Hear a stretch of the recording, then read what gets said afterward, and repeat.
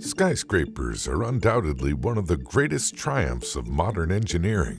Lightning, on the other hand, is one of Mother Nature's most common and destructive forces.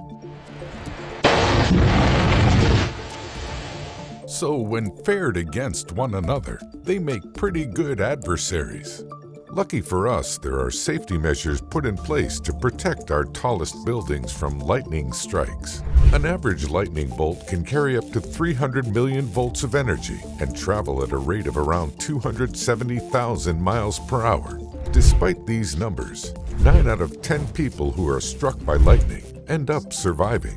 The real threat lightning poses is to our systems and infrastructure. In 1977, a series of 3 lightning strikes caused a 25-hour blackout across nearly all of New York. Then there's the risk of damage to our buildings, particularly skyscrapers, our tallest buildings.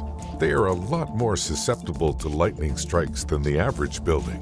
For instance, the Empire State Building is struck by lightning about 25 times a year. Without proper protection, this would lead to a catastrophic amount of damage. When striking an unprotected building, lightning will find other conductors to travel through, including its phone cables, electrical systems, and networking systems.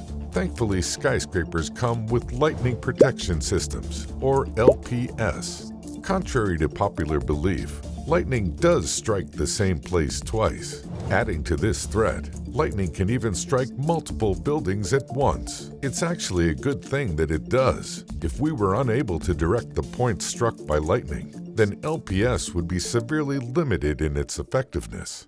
Most tall buildings come equipped with several components to their lightning protection systems. Air termination systems catch incoming lightning bolts. Conductor systems redirect the current. Earth terminating systems send this current safely into the ground, where it can dissipate. Let's start with the air termination system. Perhaps the most iconic iteration of this would be the lightning rod. While engineers have been incorporating lightning rods into their building designs since the 18th century, it wasn't until Benjamin Franklin's famous kite experiment that these rods were deliberately used as a way to minimize damage to a structure. So how do lightning rods work? Lightning rods are made of conductive metals such as copper or aluminum. They come in a large variety of designs to suit different needs. Some modern lightning rods feature multiple rods connected to one primary mast.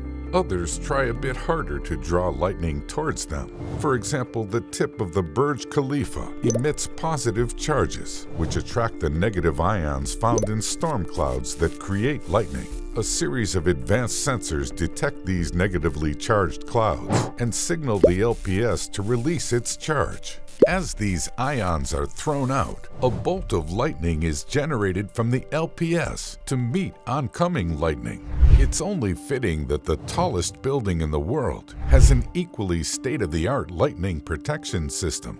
Regardless of their design or features, all lightning rods function the same way. They serve as a terminal for lightning bolts to pass through, allowing the current to be directed along a safe path.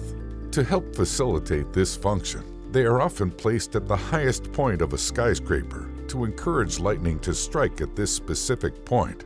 It's crucial that lightning strikes here, as the rods are connected to a series of conductor cables laid out along the tops and around the edges of roofs.